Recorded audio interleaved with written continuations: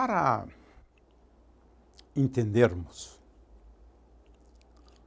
o ferromagnetismo, a gente precisa olhar o elétron de um outro jeito que a gente usualmente olha. Em geral, a gente olha para o elétron como uma carga elétrica. É verdade. O elétron tem uma carga elétrica. Mas o elétron tem um outro atributo, que é o spin. Então, a gente tem que olhar para o elétron agora como sendo dotado de uma carga elétrica e de uma grandeza física, que é o spin. Mas vamos olhá-lo ainda de um jeito mais simples e mais interessante. Vamos olhar para o elétron como sendo uma carga elétrica e um ímã. Isso. Um elétron é isso. É uma carga e um ímãzinho. É um ímã. Né? É um ímã. Isso, tem, sim. Um momento de dipolo, tem um polo norte e um polo sul. Né? Um momento de dipolo. Já dissemos, né, que o que é essencial é entender que o elétron tem um momento de dipolo μ, que é igual à carga do elétron, vezes o spin, dividido por m. É isto? Então, tendo em vista isto, e como tendo um momento de dipolo, o elétron é um pequeno ímã, vamos olhar para esse ímãzinho agora. Porque veja que essa grandeza aqui é pequena, né? Esta aqui é muito pequena, muito mesmo, e ainda tem o spin. Vamos ver que o spin também é pequeno. De forma que o momento de dipolo de um elétron é uma grandeza física diminuta. Mas ele existe. Então vamos olhar para o elétron agora daquele jeito. Olha só. Eu estou representando o elétron assim. Tem uma carga elétrica que eu não vou colocar mais, e a gente sabe que ele tem uma carga elétrica, né? E ele é um dipolo. Tem um dipolo, um momento de dipolo magnético. É um ímã. Então agora vamos olhar para o elétron como ímã. Isto, como ímã, a gente pode até olhar as linhas de campo, né, do campo magnético. Eu não vou olhar, não vou mais desenhar as linhas de campo. Não é o caso. Mas o elétron, agora vamos vê-lo como um pequeno ímã. É isso que o elétron é. Aí nós já explicamos isto. Se nós tivermos esse ímãzinho e nós tivermos outros elétrons, pode acontecer essa situação aqui. Vários ímãs dispostos dessa forma, o que aqui entre nós é muito difícil de entender. Não estou dizendo que é fácil entender, porque eu já vou explicar o argumento mediante o qual isso aqui é uma coisa antinatural, né? Jamais esperaríamos isso no nível clássico. Ou seja, tudo que a gente conhecia até o ano 1900 não era capaz de explicar isto.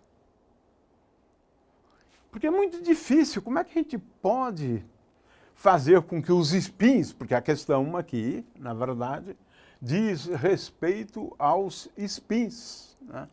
Quer dizer, como é que nós podemos ter essa situação aqui, spins alinhados assim? Essa maneira eu acho que não é boa, porque eu prefiro ainda esta aqui, né, dos ímãs, para entender a dificuldade, né?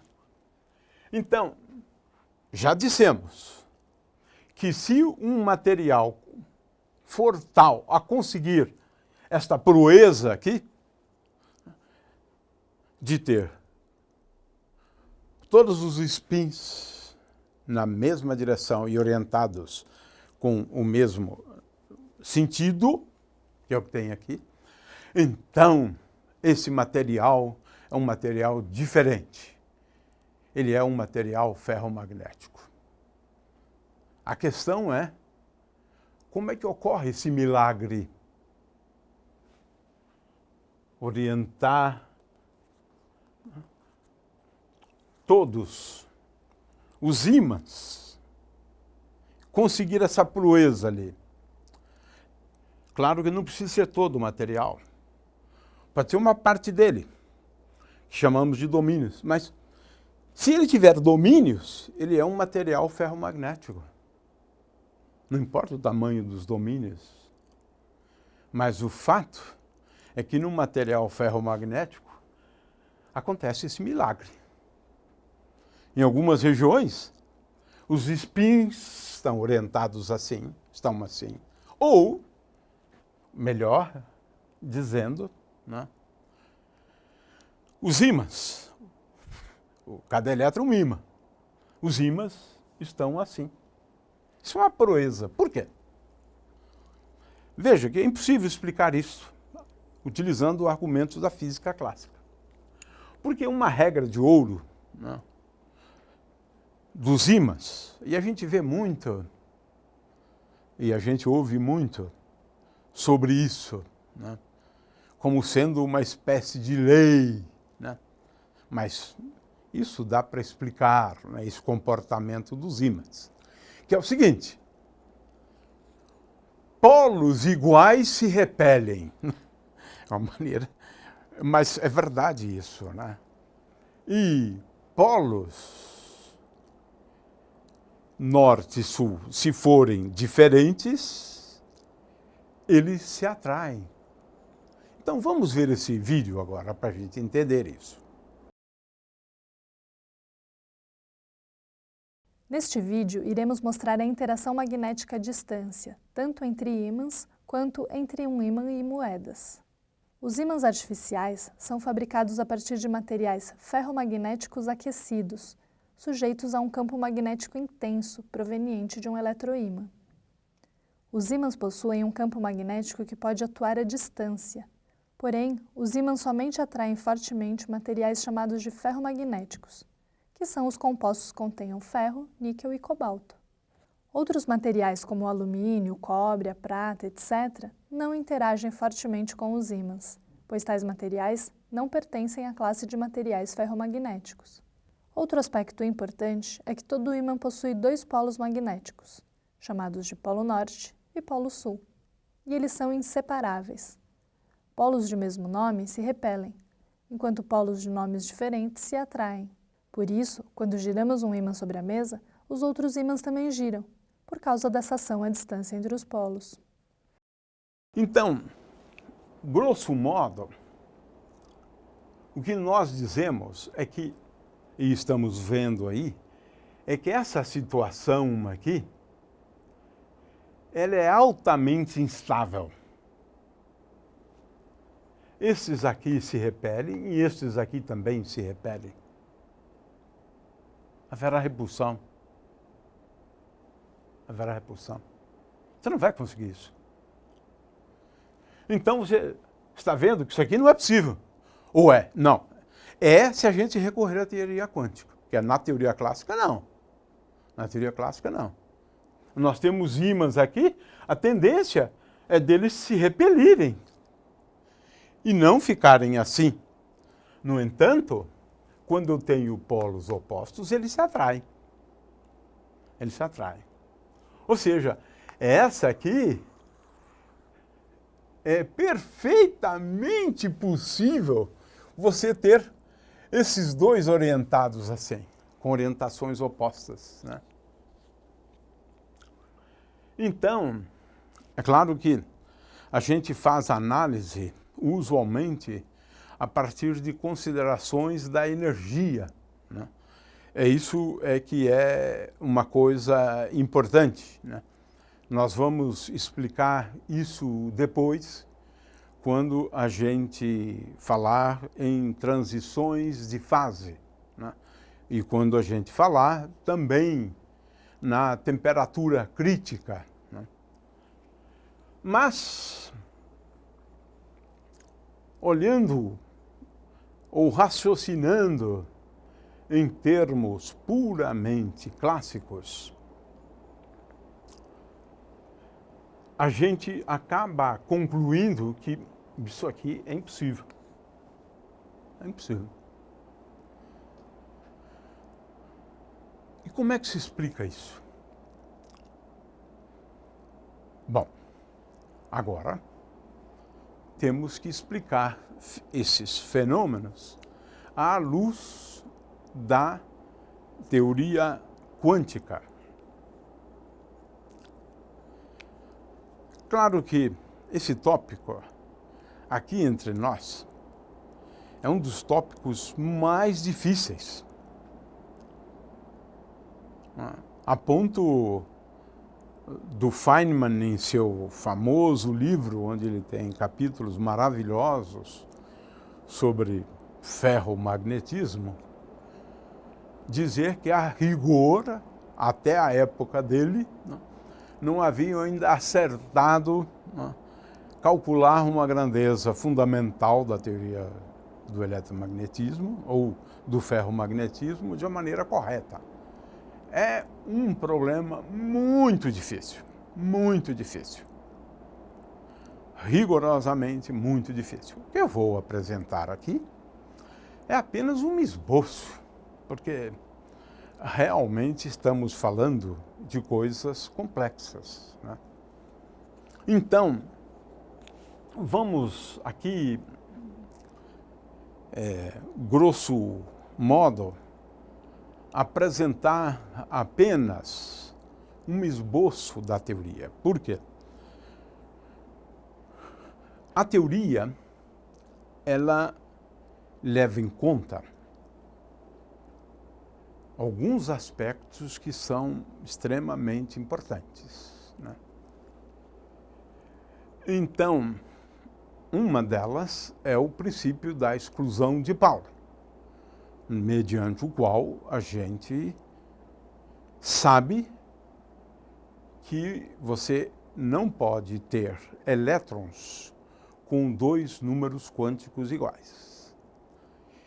E é importante também entender aspectos relativos à estatística de Fermi, estatística de Bose. Ora, mediante estes argumentos, a função de onda, nós vamos chamar aqui de função de onda. Digamos, se eu tenho dois elétrons em posições R1 e R2, né? E é claro que a gente pode também pensar em spins, S1 e S2, né? Dos dois elétrons, e aqui eu tenho uma função de onda associada a dois elétrons, porque o que me interessa ali, na verdade, é começar analisando o caso de dois elétrons e ver que dentro do contexto da teoria quântica, essa situação aqui, com dois próximos, é uma situação realmente que pode acontecer, né? Ora, essa função de onda, ela precisa levar em conta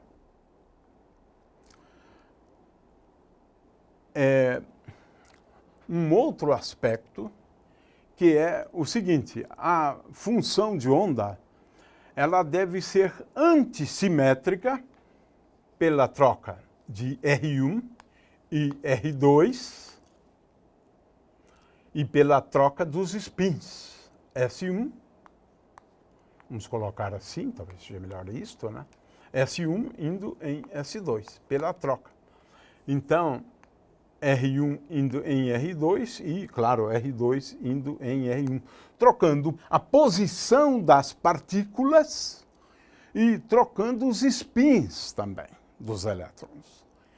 Essa função de onda tem que ser uma função de onda antissimétrica. Então, vamos agora olhar no caso de dois elétrons, né?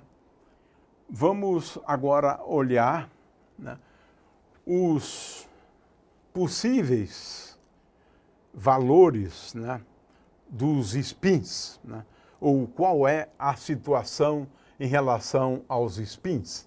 Eu posso ter uma primeira situação onde o spin de uma delas, eu estou falando aqui da componente Z, aliás, essa é uma coisa que eu gostaria de chamar a atenção, né, é que para SZ nós podemos ter apenas duas possibilidades, né, que é mais ou menos H cortado dividido por 2. É isto. Componente Z. Então, nesse caso, o que eu estou indicando, a componente Z sendo igual a menos H cortado sobre 2. Uma outra possibilidade é esse aqui está com a componente Z positiva, o outro com componente Z negativa, são os spins da partícula 1, da partícula 2, da partícula 1, da partícula 2. E aí temos uma outra possibilidade, que é este aqui com componente Z negativo, este aqui com componente Z positivo e, finalmente, as duas componentes Z positivas. As duas componentes Z positivas. Ou seja, eu estou falando aqui da soma de spins. Então, eu posso ter, né, em primeiro lugar, um caso no qual o spin total seja igual a 0 e, consequentemente, SZ é igual a 0. Posso ter S igual a 1, sim, porque agora eu estou falando da soma. É de S1 mais S2. Né? S agora é o momento angular de spin total, o spin total. Nesse caso, eu tenho três possibilidades. Né? Eu tenho SZ igual a menos H cortado, né? Porque eu estou falando de somas, que é essa situação aqui. SZ igual a 0, vamos daqui a pouco explicar, né? Ou pelo menos visualizar, né, essa situação, de forma que tenho também H cortado. Então, essas três possibilidades. Esse estado aqui nós chamamos de tripleto, porque eu tenho três possibilidades para as componentes Z. Para as componentes Z. Este aqui, como tenho apenas um, é conhecido como estado singleto. De forma que a maneira de representar esse estado denominado singleto seria por meio de uma combinação, pode ser meio, não importa, desse estado de spin para cima, para baixo, menos agora para baixo, para cima. Né? Veja que se eu trocar os spins, eu vou ter um valor que é 0. Né? Veja-se que, nesse caso, a componente Z do spin total, da soma, é 0. E tenho agora essa situação aqui que chamamos de tripleto. Né? Claro que, nesse caso, eu tenho esse estado com os dois spins, a componente Z dos spins, né, negativos. Eu tenho agora um outro estado, que é a soma daqueles dois. Né? Portanto, esse para cima mais esse para cima e esse para baixo. Né? Esse é um outro estado. E, finalmente, o outro a gente representa assim, componente Z do spin igual a 1. Essa situação aqui é possível porque eu posso ter a soma de 2 spins de tal maneira que a soma das componentes Z seja igual a 0, que é esse caso aqui. Muito bem, de forma que eu tenho agora que levar em conta a função de onda, levando em conta o spin e a posição da partícula. Ora, neste caso aqui, quando eu troco os spins, a função de onda troca de sinal. Troca de sinal. É como se eu trocasse, passei esse para baixo, esse para cima, veja que eu troco o sinal aqui. Consequentemente, como troco o sinal quando eu levo em conta o spin, a função de onda como um todo tem que ser antissimétrica. Consequentemente, eu vou usar uma função de onda simétrica, agora simétrica, quando eu troco R1 por R2. E, finalmente, neste caso, veja que trocando os spins, tudo permanece como está. Então, a função de onda tem que ser antissimétrica quando eu troco R1 por R2. Veja que a teoria é bem complexa, Então, deixe-me só apresentar aqui Não vou dar, aliás, é tudo bastante complexo mesmo, né? Porque a gente pode utilizar uma função de onda de partícula independente para cada elétron, escrever a expressão das funções de onda, mas não é o caso, eu acho que não é o caso. Vamos apenas explicar o que é essencial. O que é essencial é o seguinte: esse sistema, né,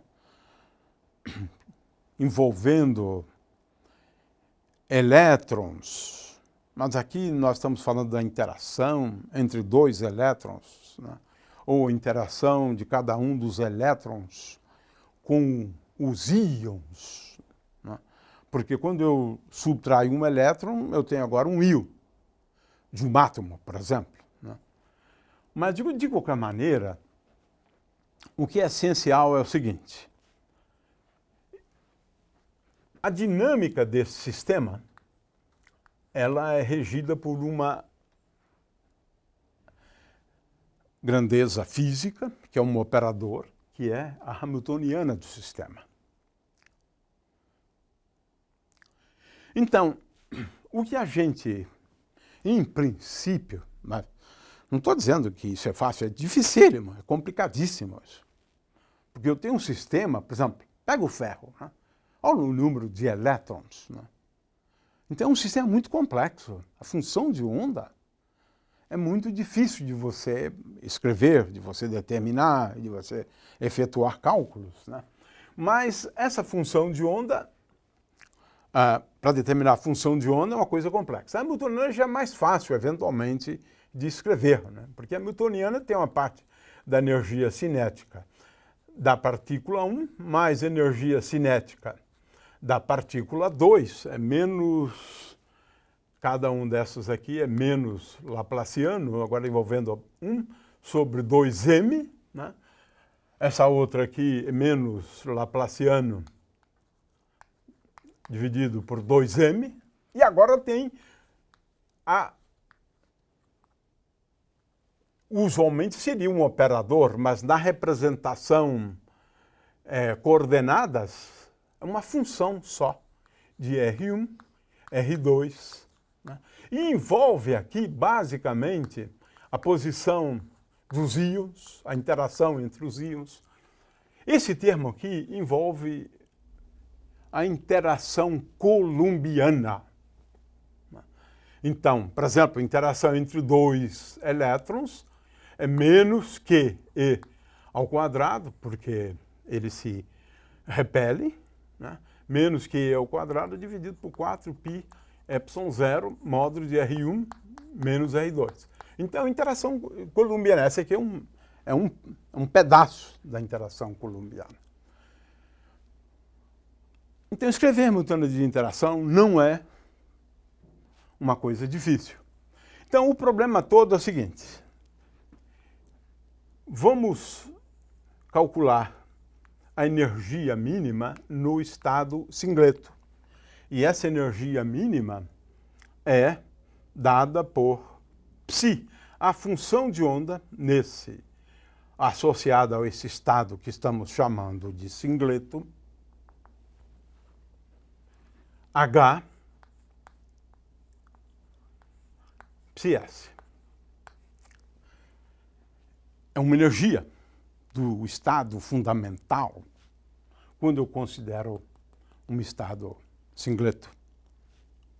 E agora posso introduzir uma outra energia associada ao tripleto. Agora, veja, quando eu estou falando do tripleto, eu estou falando agora dos spins orientados para cima, para baixo, que é aquela situação que chamamos, agora há pouco, de impossível de acontecer, né? Mas, no contexto clássico, isso é possível. Então, essa energia associada ao estado tripleto é psi-t, o estado do tripleto, H psi-t. Aqui nós estamos normalizando de tal maneira que psi-t é igual a 1. Né? Às vezes se coloca aqui também um fator de normalização. Nós estamos adotando aqui a normalização psi-s igual a 1. Né? Então, vamos agora à famosa integral de exchange, ou energia de exchange, J, que é definida como ES menos ET. Ora, se J for positivo, então temos duas possibilidades só. Vamos analisar J maior do que zero. Então, ES, essa é a situação melhor para entender o ferromagnetismo. Então, ES é maior do que ET. Muito bem. Vamos interpretar esse resultado aqui. Claro que depende, sim, da função de onda, né, associada a duas partículas, né, no estado tripleto e no estado singleto. É um problema difícil, muito difícil, fazer cálculos, mas primeiro a gente pode entender por que essa é uma possibilidade na teoria quântica. Porque é isso que a gente está tentando explicar. Na teoria clássica é impossível acontecer aquilo que nós chamamos de ferromagnetismo. Aquele tipo de orientação dos spins. Mas não se trata aqui de descer a detalhes, porque é tudo muito difícil, muito complexo, né? Calcular é um grande drama aqui, mas o que nós estamos querendo chamar a atenção é para o fato de que, na teoria quântica, pode acontecer dessa situação ser mais estável do que essa. E o sistema preferir isso. Porque se J for positivo, então a energia do estado fundamental, no caso do tripleto, os spins orientados, né, essa energia, ela pode ser menor. Então, essa configuração é a mais estável. O sistema vai preferir esta. As integrais são conhecidas como integrais de exchange e, às vezes, se dá o nome desse tipo de força, uma força quântica, que faz com que agora haja um tipo de força onde essa situação é preferida. Essa situação é a mais estável, a que tem a menor energia. Consequentemente, veja bem, a teoria quântica abre essa possibilidade. A teoria quântica, então, pode explicar o ferromagnetismo, mas veja que envolve várias considerações. O fato do spin do elétron ser meio, o fato da gente utilizar o princípio da exclusão de Pauli, simetria, antissimetria da função de onda em relação à parte espacial. São vários ingredientes quânticos. E o que é importante, também no final, quando você faz a diferença de energia, essa diferença de energia não vai envolver o termo cinético, porque o termo cinético desaparece, né? Então, nós chegamos a uma integral que depende dessas considerações sobre o spin e também leva em conta a interação do tipo coulombiana.